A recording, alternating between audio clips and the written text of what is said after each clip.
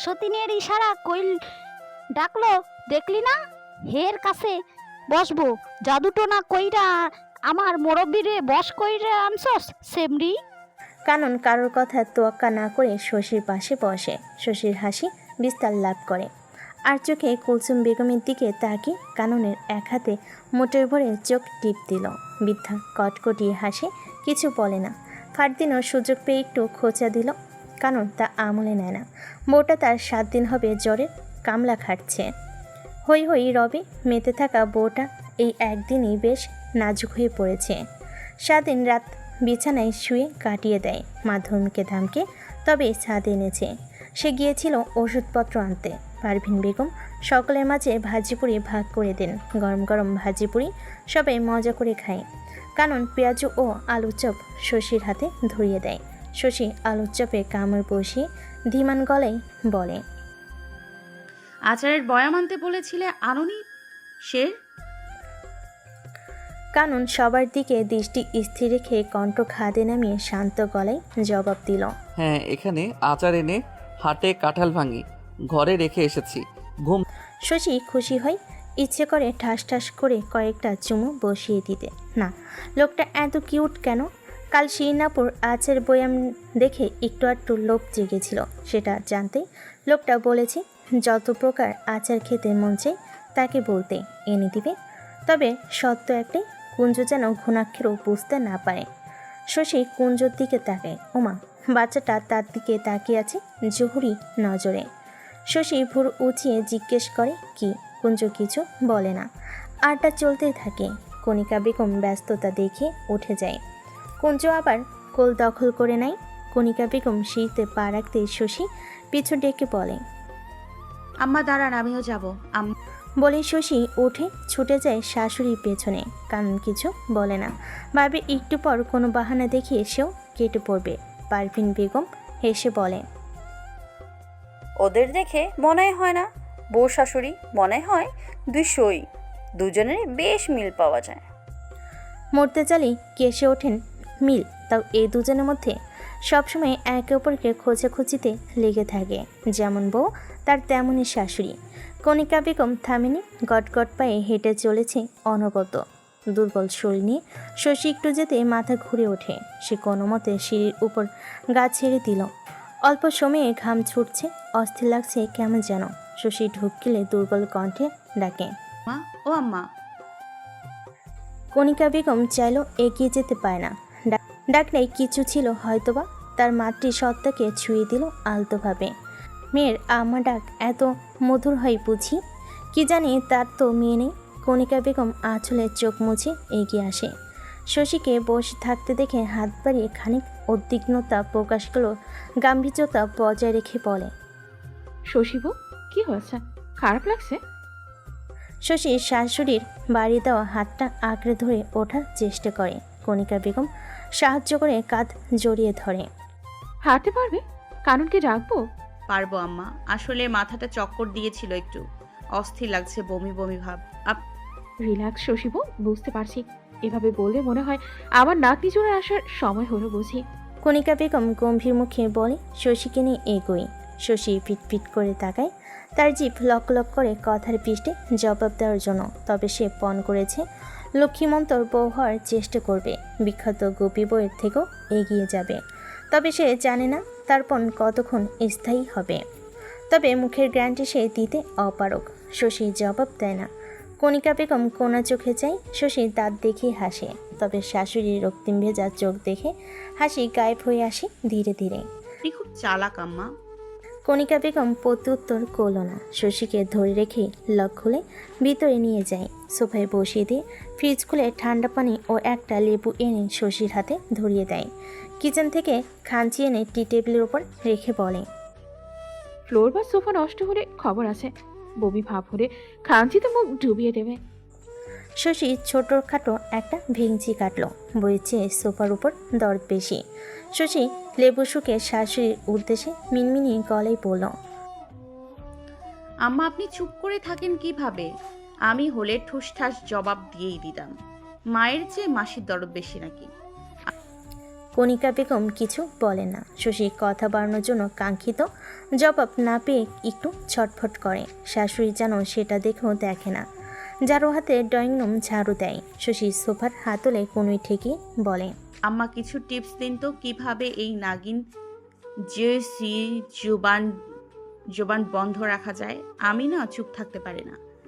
যখন কেউ আমার সামনে তেরা বাঁকা কথা বলে আমি যেন হুশ জ্ঞান হারিয়ে তার সঙ্গে তর্কে জড়িয়ে যাই।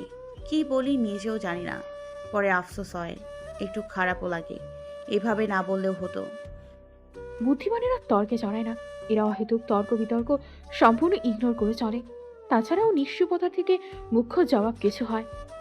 তুমি জানো তুমি সঠিক, তারপরও অজ্ঞদের সাথে কেন কথা কাটাকাটি করবে? যে জানতেই চায় না তার পেছনে অযথা মেহনত করা বোকামি। এখন বাদুর সূর্যের আলো দেখতে পায় না, এতে সূর্যের কি দোষ? কণিকা বেগম বলতে বলতে ড্রয়িং রুম ঝাড়ু দিয়ে ময়লা ঝুড়িতে ফেলে দেয়। শশী ভুরু কুচকে তাকিয়ে থাকে শাশুড়ির পানে। কণিকা বেগম মুচকি এসে ঘরে চলে যায়। শশী শাশুড়ির কথার গভীরতায় ডুব দেয়। কণিকা বেগম একটা আচারের বয়াম এনে শশীর সম্মুখে রেখে বলে, তোমার ভাবসাব ভালো না শশীব, রঘুচুরি খেয়েছো না তো? শশী এবার একটু লজ্জা পায়। কপাল জোড়া গরম হয়ে আসে, ঘন ঘন মাথা নেড়ে বলে, এরকম কিছুই না, জ্বর মুখে টক খেতে ইচ্ছে করছিল, তাই আপনার ছেলেকে আনতে বলেছিলাম। আর তেমন কিছু হলে আপনি আগে জানবেন আম্মা। আপনাকে তো আমি শের সাহেবের থেকেও বেশি ভালোবাসি। একটা চুমু খাই। কণিকা বেগম গরম চোখে তাকায়। শশীর চোখ মুখ খিচে নাই, বেগছেরা মুখ চুপ থাকতে পারে না কেন? কণিকা বেগম গমগমে গলায় বলে, তুমি আমার মেয়ে হলে উঠতে বসতে কেনানি খেতে, লাজ লজ্জার মাথা খেয়ে বসে আছো, অসভ্য মেয়ে।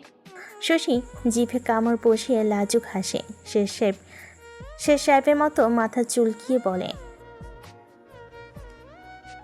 মিস্টেক শাশুমা, আসলে হয়েছে কি, সত্যি কথা মুখ ফসকে বেরিয়ে যায়, বুঝতে পারি না। কৃপিয়া ক্ষমার দৃষ্টিতে দেখবেন। তবে একটা কথা, আপনি মেয়ে না ভাবলেও আমি মা ভেবেই দুষ্টুমি করি। আমার মাকেও এমন জ্বালাতন করি। কণিকা বেগম ছোট ছোট চোখে চায়। মেয়েটা মানুষ পটাতে ভারী পটো। তিনি শশীর পাশে বসে আচারের বয়াম খুলে এক চিমটি আচার মুখে নিয়ে মুখ বিকৃত করে বলে, শাশুড়ি শাশুড়ি হয়, শত চেষ্টা করেও মা হয় না। নিজ মেয়ের ভুল ত্রুটি আনদেখা করতে পারে, ক্ষমা করে বুকে টেনে নিতে পারে। তবে ছেলের বউয়ের ক্ষেত্রে সেটা শশী হুট করে এক অদ্ভুত কাণ্ড করে বসে। কণিকা বেগম কথা বলার ভাষা হারিয়ে ফেলে। মেয়েটাকে কি একটা থাপ্পড় দিবে? কিভাবে কল দখল করে শুয়ে পড়ল? এ মেয়ের ভয়ডর অস্বস্তি কিছুই নেই নাকি? প্রথম শাশুড়ি দেখলেই তো তার গা জ্বর ভাব হতো। আর এই মেয়েকে নির্বিঘ্নে তার কোলে মাথা রেখে শুয়ে পড়ল। তিনি শক্ত কিছু বলতে নিয়েও থেমে যায়। শশীর কপালে হাত রাখে, গাটা গরম, আবারও জ্বর আসছে। শশী আবেশে চোখ বুজে বলে, 99% শাশুড়ি এমন হলেও 1% এমন আছে তারা শাশুড়ি হলেও তাদের আচরণ মা সুলভ। তার মধ্যে আমার শাশুড়ি মাও আছে হয়তোবা।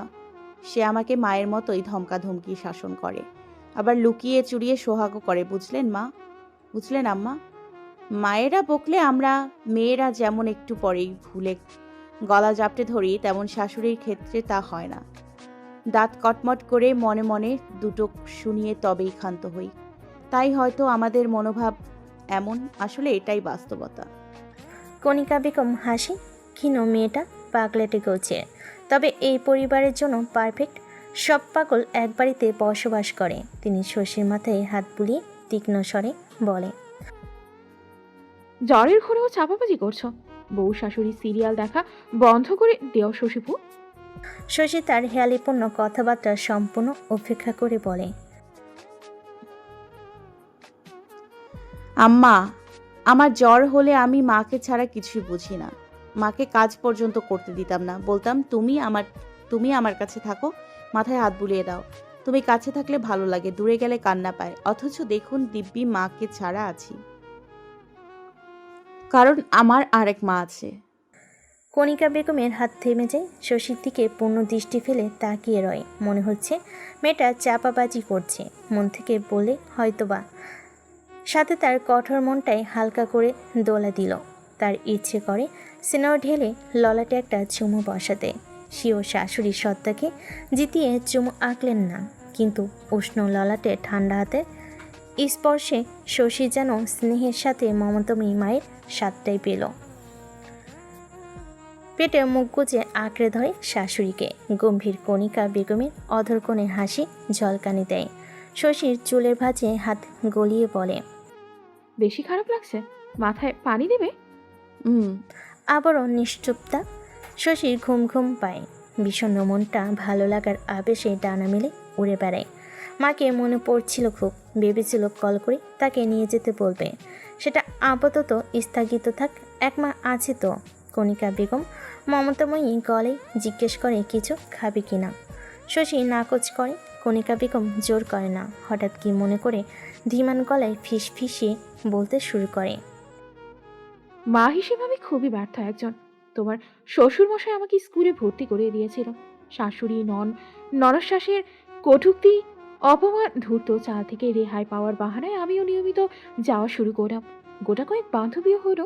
তাদের সাথে মিশতে খেলতে ভালোই লাগতো, সাথে টুকটাক পড়াশোনা। সকাল ভোরবেলায় স্কুলে যেতাম তোমার শ্বশুরমশাইয়ের সাথে, বিকালবেলা তিনিই আনতে যেত। খুব জ্বালাতন করেছে ওনাকে, তবে কখনো বিরক্ত হতে দেখিনি। সারাটা দিন স্কুলে থাকার দরুন শাশুড়ির সাথে লাগতো না। বিকেলে টুকটাক বললেও আমি চুপচাপ হজম করতাম। আর তোমার শ্বশুর আর দাদা শ্বশুর মশাই আসলে তাদের মুখ বন্ধ হয়ে যেত এমনিতেই। আমি বেশ মজায় কাটাচ্ছিলাম দিনগুলো। হাসিতে খুনসুটিতে কেটে যাচ্ছিল দিনগুলো। যখন নবম শ্রেণীতে উঠলাম, হঠাৎ খেয়াল করলাম আমার সাথে শাশুড়ি আম্মা বেশ ভালো ভাব জমাচ্ছেন। কোনো কটূক্তি খোঁচা না, সুন্দর করে কথা বলেন, দুই একটা মজাও করেন। তোমার শ্বশুর মশাইকে জানালে তিনি খুশি হন, বলেন আম্মা নাকি আমাকে মেনে নিয়েছে। আমিও তার সাথে মিশতে শুরু করি। কয়েকদিন যেতেই তোমার শ্বশুর মশাইয়ের সাথে আমার নখঝোঁক হয়, একবার দুইবার, তারপর ঘন ঘন। আমি বুঝতে পারছিলাম না ঝগড়ার কারণটা কি, কিন্তু বেশ বড়সড় ঝগড়াই হলো।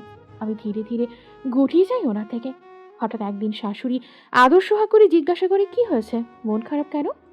আমি পাগলি গড়ে সব খুলে বলি। উনি আমার দুঃখে দুঃখ প্রকাশ করেন, বলেন একটা বাচ্চা নিতে, তাহলে সব ঠিকঠাক হয়ে যাবে। তারপর ছেলেকেও বকেন। আমি মায়ের সাথে কথা বলি, মাও একই পরামর্শ দিল।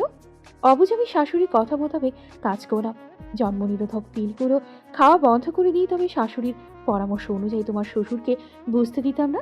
কিন্তু ঝামেলা শেষ হচ্ছিল না, দিন দিন যেন কলহ আরও তীব্র হচ্ছিল। একদিন তো উনি গায়ে হাত অব্দি তুললেন। কেন তুললেন সেটা জিজ্ঞেস করবে না, অনুরোধ। তো আমি খুব কষ্ট পাই। রাগে দুই একটা কথা বলে দিই। শাশুড়িকে জানালে উনি আর আগের মতো সহানুভূতি দেখালেন না। তবে দুদিন ঘরেই যায়নি তোমার শ্বশুরের সাথে সব ধরনের কথা বলা বন্ধ। স্কুলে যাওয়াটাও বন্ধ হয়ে গেল। দুদিন পর দেখি আব্বা এসেছে আমাকে নাইও নিতে। খুশিতে আমি যেন সব ভুলে গেলাম। বিয়ের পর সেই যেই শহরে এলাম, ফোনে দুই একবার কথা বলেছি শুধু।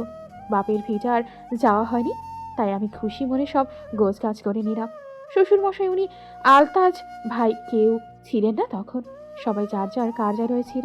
তো শাশুড়ির অনুমতি নিয়ে আমি বলতে চলে গেলাম বাপের বাড়ি। আমার দুটো ভাই আছে, আমার খুব আদরে। আমার জমানো কিছু টাকা দিয়ে ভাইদের জন্য জামা, সদাই আর দইয়ের হাঁড়ি কিনে নিলাম। ওরা দই খুব ভালোবাসত। তারপর বাপের বাড়ি জীবন। এক সপ্তাহ, 2 সপ্তাহ গুনে গুনে মাসখানেক হয়ে যায়, কেউ নিতে আসে না। প্রথম প্রথম ভালো লাগলেও যখন পাড়াপড়শি আজে বাজে কথা বলা শুরু করলো, আমি ভেঙে পড়তাম। কারণ বাবা মায়ের করুণ অবস্থা, তার মধ্যে বিবাহিত মেয়ে, খুঁটি বেঁধে বসতাম। যে নম্বরে আব্বা মায়ের সাথে কথা বলতাম, সেই নম্বরটায় 1000 বার কল লাগিয়েছি, বন্ধ বলে নম্বর। আমার টেনশনের শেষ নেই। ইচ্ছে করতো বাবা মাকে ভুলভাল বুঝিয়ে গন্তব্যহীন পথে পাড়ি জমাতে, সাহসে কুলোতো না। আমার শ্বশুরমশাইয়ের ভাইয়ের বাড়ি 2 গ্রাম পরে। আব্বা রোজ যায়, কিন্তু এসে কিছুই বলে না। চুপ থেকে শুধু বলতো ওনারা বাড়িতে নেই। এদিকে সপ্তাহ যায় পানির মতো। সংকোচপুরে একদিন আমি গেলাম চাচা শ্বশুরের বাড়ি। চাচা শ্বশুর গ্রামের মাতব্বর ছিল, গেট করা বিশাল বাড়ি। তার ভেতরে ঢুকতে পারলাম না। দারোয়ানকে বলে কয়ে অনুমতি পেরে খুশি মনে ভেতরে যাই। চাচি শাশুড়ি সহ আমার 2 ননদ আর এক ভাসুর আর যা পুকুর ঘাটের দিকটায় বসে গল্প করছিল। আমি মাথার ঘোমটা ভালোভাবে টেনে সালাম দিয়ে পরিচয় দিলাম। তারা এমনভাবে নাক সিটকিয়ে অপমান করেও আমি জিন্দেগিতে ভুলব না। সেখান থেকে অপমানের পাটাতনে পৃষ্ঠ মুমূর্ষ আমি বাড়ি ফিরে বিষ খাওয়ার সিদ্ধান্ত নিয়েছিলাম। আল্লাহ মাফ করুক, কিন্তু এক অভাগীর পেটে আরেক অভাগার অস্তিত্ব ক্রমশ বেড়ে উঠছিল। জানতে পেরে পিছু হটি। ঘরের এক কোণায় বসে থাকতাম, অপেক্ষায় থাকতাম তার আসুক, নিয়ে যাক আমাকে। কিন্তু অপেক্ষার প্রদীপ নেভে না। আমার যখন 4 মাস কি 4.5 মাস পেটটা একটু দেখা যায়, আমি আশা ছেড়ে দিয়েছিলাম কেউ আসবে না। সব মিথ্যা প্রতিশ্রুতি, রূপের মোহ, বই আর কিছুই না।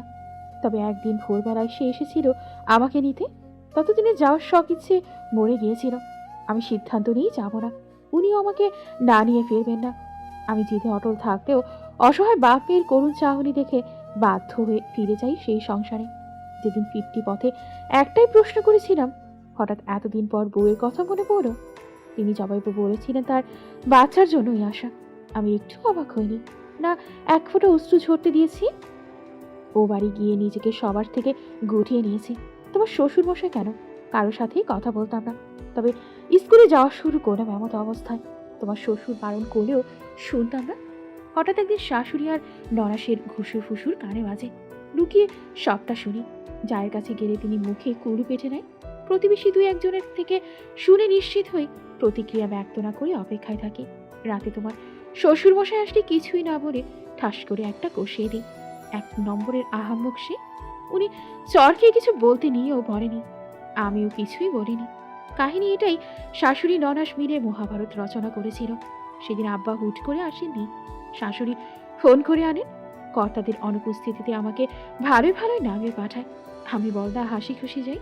তোমার শ্বশুরের লকার থেকে 1000 টাকা লুকিয়ে অপবাদ দেয় আমি নাকি আমার স্কুলের এক বন্ধুর সাথে টাকা নিয়ে পগার পান। কারসাজি করে আমাদের বাড়িতে কথা বলার জন্য কাকার ফোন নাম্বারটাও ব্লক করে দেয়। আচ্ছা, সেকালেও কি ব্লক ছিল কি জানি, তবে কল করলে বন্ধ বলতো। কি সুন্দর হিন্দি জমজমাট সিরিয়ালের কাহিনী। তোমার শ্রদ্ধেয় শ্বশুর সেটাই বিশ্বাস করে নেয়। স্কুলে খোঁজ খবরও নেয়নি। তবে বুদ্ধিমান লোক আমার চাচা শ্বশুর মশাইয়ের কাছে ফোন করে জিজ্ঞেস করেছিল আমি গ্রামে আছি নাকি একটু খোঁজ নিতে। তিনি জানান একটা ছেলেকে নিয়ে নাকি বাপের বাড়ি এসে উঠেছি। ব্যাস, উনি দেবদাস বনে আর এমুখও হননি। পরে ওনার চাচাতো বোন ওনাদের বাড়ি বেড়াতে এসে লুকিয়ে আমার যাওয়ার ঘটনা খুলে বলতেই ওনাকে টনক নড়ল। ছুটে আসেন। আমি মুখ হয়েছিলাম কিছুদিন। কার দোষ দেব? আমি তোমার শ্বশুর মশাইকে দিই দোষটা? তার অবিশ্বাসের কারণই ছিল এমন, সাথে আমার বেওকুফি। পর তবে পারভিন আপার কথা স্মরণে আসতেই আমি বিমর্ষ। আপা ডাকতাম তাকে, সে কিছু না করেও চুপ ছিল তো। এতে তার দোষও আমি শতভাগ ধরব। তারপর চলল জীবন আপন ছন্দে। তোমার শ্বশুর স্বীয় কর্মে বেশ অনুতপ্ত হয়। ওনার বাবাকেও সব জানান। তোমার দাদা শ্বশুরের হাতে বেচারি বেচাই জব্দ হয়। খুবই বাড়াবাড়ি পর্যায়ে সায়স্তা করে। আমার হাত ধরে ক্ষমাও চেয়েছিল, সাথে মমতা চাপা। এরপর সংসার আলাদা হয়। আমার কানুন আসি দুনিয়ায়। সে আরেক হতভাগা। মায়ের সব অভিমান তার উপর গিয়ে যেন ঘিরে ধরল। তখন আমার এসএসসি পরীক্ষা চলছিল। ছেলেকে রেখেই যেতাম কাঁদতে অনেক। আমার মায়া হতো, তবে রাগও হতো। কেমন খিটখিটে হয়ে যাচ্ছিলাম দিনকে দিন। বাচ্চাটার ঘ্যান ঘ্যান ভালো লাগতো না, দূরে ঠেলে দিতেও পারতাম না। তোমার শ্বশুর রাগারাগি করতো এটা নিয়ে, আরও জেদ চেপে ধরতো। তবে রাতের আধারে অনুতাপে পড়তাম, কিন্তু দিনের আলোয় যেমন তেমনই। তোমার শ্বশুর বুঝতে পারে আমার মানসিক দুস্থতা। তিনি ধৈর্য দিয়ে বোঝান, আমিও টুকটাক বুঝতে শুরু করি। কলেজে ভর্তি হলাম, টুকটাক ক্লাসও জরুরি। না চাইতেও ছেলের থেকে একটু দূরত্বে হয়। উচ্চ মাধ্যমিক শেষ হতে কানুন একটু ঝরঝরে হয়। হাঁটা শিখে, টুকটাক বলতেও শিখে। আমি ওকে গোলছাড়া করতাম না। রেজাল্ট বেরোলে আমি আর ভর্তি হতে চাইনি। তোমার শ্বশুর এক প্রকার জোর করে ভর্তি করিয়ে দিল ভার্সিটিতে। সেখানকার মনোমুগ্ধকর পরিবেশে আমি যেন ডুবে গেলাম। অদ্ভুত এক নেশা ধরে গেল নিজেকে প্রতিষ্ঠিত করার। পড়াশোনার পাঠ চুকালাম, কারণও বড় হলো। তবে তার সাথে একটু দূরত্ব তৈরি হলো। আপ্রাণ চেষ্টা করেও দূরত্ব গুছিয়ে নিতে পারলাম না। চাকরির পেছনে ছুটলাম, ভাগ্যক্রমে পেয়েও গেলাম। আমার চাকরি জীবন শুরু, সাথে ছেলের দাদি পুকুরির সাথে সখ্যতা। ব্যাপারটা হজম করতে পারতাম না। বকতাম, কিন্তু কানন এক কান দিয়ে ঢুকিয়ে অপর কান দিয়ে বের করে দিত। কিছু বললে দাদির কানে দিত। তবে ছেলেটা আমাকে ভালোবাসে খুব। আমি যতক্ষণ থাকবো আমার আঁচল ধরে থাকবে, কিন্তু আমি যথেষ্ট সময় দিতে পারতাম না। ছেলের অভিযোগ বাড়তে থাকলো, তবে তা মুখ ফুটে বেরোতো না। এভাবেই চলছিল। কারণও বড় হয়ে গেল, দাদি ফুপির সাথেও দূরত্ব মেপে গেল। সব ঠিকঠাক চলছিল। তারপর ওই যে কিডন্যাপ হলো সহপাঠী ধারা, তখন কড়া নেশা জাতীয় কিছু খাইয়েছিল বোধ হয়। তারপর থেকেই ছেলেটার মাঝে বিরাট ফারাক দেখা দিল। অযথা চিল্লি রাগারাগি আমাকে সহ্য করতে পারতো না। সাইকিয়াট্রিস্টের শরণাপন্ন হলে জানতে পারা যে তোমার ফুপি শাশুড়ির শেখানো মন্ত্রগুলো। আমি কারণকে সহ্য করতে পারতাম না। দুধের বাচ্চাকে কি স্কুল কলেজে ফুর্তি করতাম, উনিই পেরেছে। আরো অনেক কথা ছেলে বিশ্বাস করেছে কিনা সেটা স্পষ্ট না, তবে তার কথায় যথেষ্ট প্রভাবিত হয়েছে। তবে সবার ঊর্ধ্বে ছেলেটা আমাকে ভালোবাসে পাগলের মতো। আমি তৎক্ষণাৎ চাকরি ছেড়ে দিই। আমার ছেলে আমার সংসার আগলে নিই। মমতাময়ী হওয়ার চেষ্টা করি, কিন্তু ওই যে জড়তা, পারিনি সেভাবে। তবে আমি আর মায়েদের মতোই আমার ছেলেদের ভালোবাসি। পুরনো কথা উঠলেই আমার ছেলের অপূর্ণ শখের কথা মনে পড়ে। ওকে ওর শখের আহ্লাদি ছেলেবেলা দিতে পারিনি, এই জন্য নিজেকে আমি কখনো ক্ষমা করবো না শশীবু। শশী চাতক পাখির মতো তাকি শাশুড়ির পানে, চোখের কার্নিশ বেয়ে গড়িয়ে পড়ে নোনা জল। জ্বরে চোখমুখ লাল হয়ে আছে, উত্তাপে গা গরম। শাশুড়ির প্রত্যেকটি কথা যেন তার রন্ধে রন্ধে কাটা দিচ্ছিল। গলা তার বাকি কাঠ হয়ে গেছে সে কখন। শশী হাতের উল্টো পিঠে চোখ ডলে ডাকে, আম্মা। থেমে যায় শশী। কি বলবে ভেবে পায় না, সান্ত্বনা দিবে কোন ভাষায়। কণিকা বেগম সজল চোখে হাসি, কাজল কালো ওই হরিণীর চোখ জয়ে অদ্ভুত রকমের মায়া, একটু কঠোরতার সাথে একটু মমতা। কণিকা বেগম নাক টেনে শশীর কপালে গলে হাত রেখে তাপমাত্রা পরখ করে বলে, জ্বর বাড়ছে শশীবু, ওঠো কিছু রান্না করে দিয়ে খেয়ে অ্যান্টিবায়োটিক খাবে। কাল আমি নিয়ে যাব ডাক্তারের কাছে। জ্বর কেন সারছে না? সেই গম্ভীর গলা। আপুর বিয়েতে মিহির ভাইয়ের জুতার বদলে শের সাহেবের জুতো চুরি করার জন্য এই গম্ভীর গলা ধমকে শশী তার গোষ্ঠী দফারফা করেছিলেন। শশী উঠে বসে। কণিকা বেগম ছোপা ছেড়ে উঠে কিচেনের দিকে পা বাড়ায়, তবে ছেলের কান্নার গলা ভেসে আসতে দরজার দিকে তাকায়। কুঞ্জ কাঁদতে কাঁদতে এগিয়ে আসে। কণিকা বেগম ভোর কুচকে শুধালো, কি হলো ফুপুর ছেলে? কুঞ্জ ঘূর্ণিঝড়ের মতো ছুটে এসে মায়ের বুকে ঝাঁপিয়ে পড়ে। কণিকা বেগম ছেলেকে নিয়ে সোফায় বসলো। এ কান্না তো মায়ের শোক কান্না নয়। ছেলের ফর্সা গালে 3 আঙ্গুলে স্পষ্ট বোঝা যায় লাল হয়ে আছে। হিসকে তুলে তুলে কাঁদছে বাচ্চাটা।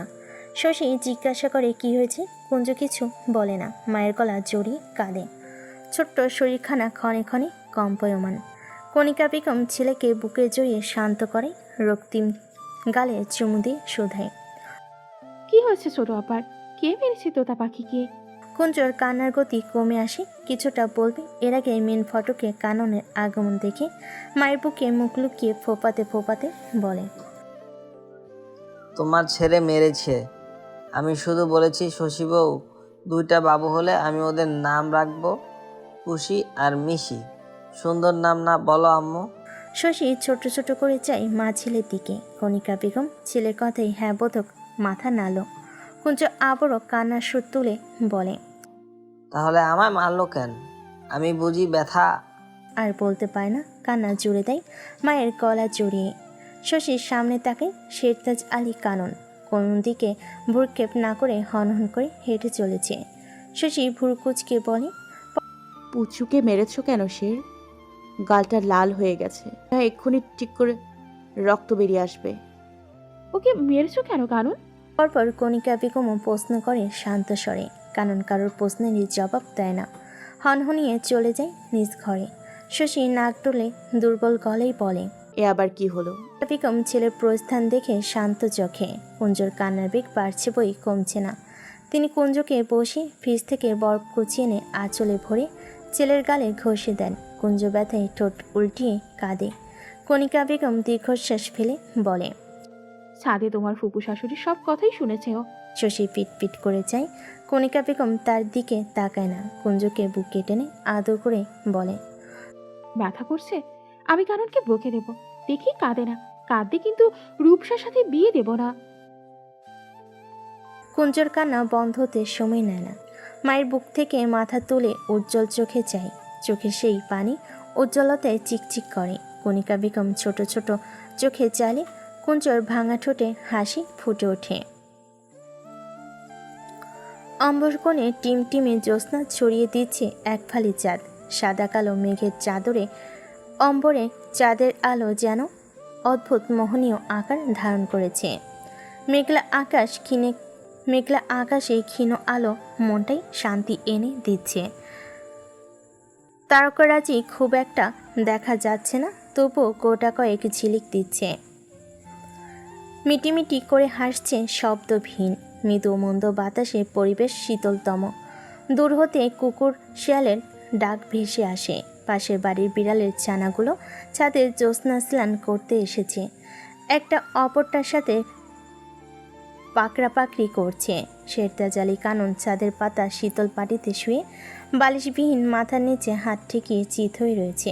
দৃষ্টি তার মলিন এক ফালি চাঁদে। চাঁদ দেখতে তার কোনো বিরক্ত নেই, বরং এটা তার পছন্দের একটা শখ।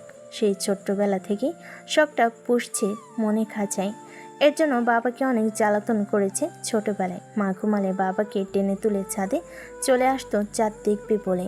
বাবা কত রকমের ভূতের ভয় দেখাতো, মাথা কাটা ভূত, দাতাল ভূত, চাঁদ থেকে বেরিয়ে আসা ডাইনি বুড়ি, অন্ধকারে থাকা পেতনি। অদ্ভুত ব্যাপার, তার গা ছমছম করলেও ভয় করতো না, বরং চাঁদের প্রতি আগ্রহ জমতো। বাবা ভয় দেখাতো চলে যেতে একা রেখে, গা ছমছম করতো ভয়ে ভয়ে, তবে অদ্ভুত নেশায় মত্ত হতো চিত্ত। 15 দিনের কথা স্মরণে আসতেই অধরকোণ বেঁকে যায় অজান্তে। অল্প শীতলতায় গায়ের কাটা শিউরে ওঠে। একটা চাদর আনলে ভালো হতো, বাতাস বেশ ঠান্ডা। কোথাও বৃষ্টি নেমেছে কি? কানন একটু নড়েচড়ে চাঁদের পানে তাকিয়ে রয় পলকহীন। কারো চটর পটর জুতোর শব্দে হালকা বিরক্ত হয়, তবে ভাবান্তর দেখে না। পা যুগল আলগোছে দরজা বন্ধ করে এগিয়ে আসছে তার দিকে। কিছু না বলে বিনা অনুমতিতে তাকেও দখলে নিল। উষ্ণ পাতলা কম্বলে ঢেকে দুজন মানবী। কারণ নিজের মাঝে আরেকটু লেপটে নিয়ে জড়িয়ে নেয় মানবীকে। কোমল কণ্ঠে শুধালো, ভাঙলো কেন? আর এই অসুস্থ শরীর নিয়ে ছাদে কেন এলে? খুব করে শীত করছিল, কিন্তু উষ্ণতায় মোড়ানো কম্বলটা খুঁজে পাচ্ছিলাম না। তাই ঘুম ছুটে গেল, আর কম্বলটা কোথায় যেতে পারে ভেবে ছুটে এলাম। কানন বুকের মাঝে লুকিয়ে থাকা শশীর দিকে তাকায়। অন্ধকারে মুখটা ঠাউর করা যায় না, তবে ঘুম ভাঙানো জর্ণসুর ও ঘন ঘন নাক টানার শব্দ ভেসে আসে। ঠান্ডা হাত কপালে গলায় হাত ছুঁয়ে দিতেই শশী যেন ছ্যাদ করে উঠল। কি ঠান্ডা হাত, একদম ছুবে না বলে দিলাম। কারণ তার কথা গ্রাহ্যই করল না। সপ্তপনের বরফ শীতল হাতটা বুকের ওপর থাকায় রমণীর টপসের ভেতরে ছুঁয়ে যায়। উন্মুক্ত পিঠে ঠান্ডা স্পর্শ অনুভূত করে শশী তিরিং বিরিং করে ছটফট করে। কাননের শীতল স্পর্শ গভীর হতে শশী ছটফটানি কমে আসে। কাঁধে মুখ লুকিয়ে নেয়, আর একটু লেপটে যায় ব্যক্তিগত পুরুষের সাথে। মাথা তুলে আবছায়ে দেখে ওই জলজল চোখ দুটো দৃষ্টি ভিন্ন দিকে। শশী ঘাড় তুলে দূর আকাশের পানে তাকায়। জলজল করা এক ফালি চাঁদের উপরে হিংসে প্রকাশ করতে সময় নেয় না। অলঙ্কিনী ব্যয়হা অশ্লীল মায়াবিনী চাঁদ অন্যের বরফকে বশীভূত করে। শশী কাননের চোয়াল চেপে তার দিকে তাক করে, ঝুঁকে ওই দূর আকাশের চাঁদ থেকে নিজ সখাকে আড়াল করে ফিসফিসিয়ে বলে, লজ্জা করে না? নিজ বুকে জড়িয়ে থাকা তোমার আপন চাঁদকে রেখে ওই কলঙ্কিনীর দিকে তাকাও। শের, আমার তো হিংসে হয়। কাননের উদাস মুখে হাসিরা টানা ঝাপটায়। ঝুঁকে থাকা রাগিনীর নাকে চুমু দিয়ে অধর ছুঁয়ে বলে, আমার হিংসুক চাঁদ, ওই দূর অম্বরের চাঁদ যে আমার আরেক সখী, ছোট থেকে আমার একাকিত্বের বান্ধবী, তাকে কি করে ভুলি? ওই চাঁদটাও আমার আপন একজন। সাথে সাথেই শিশির ধারালো হাতের দংশনের শিকার হয় সই অষ্টপুটে। ব্যথায় কানন চোখ খিচে নেয়। কামড়ে ছিঁড়ে ফেলবো শের বাবুজান, আমাকে তো চিনো না তুমি। শশীর অবস্থান অতি দ্রুত পরিবর্তন হয়। ছিমছাম করণে দেহখানার উপর থেকে ছাদের শক্ত মেঝেতে পিঠ ঠেকে যায়। হঠাৎ প্রতিক্রিয়া মস্তিষ্ক ধরতে না পারে, চোখের আকার বড় হয়। শেরতাজালি কাননের প্রতিহিংসার আগুনে দাও দাও করে জ্বলে ওঠে শশীর চিত্র। চোখের পাতা বুজে যায় তৎক্ষণাৎ।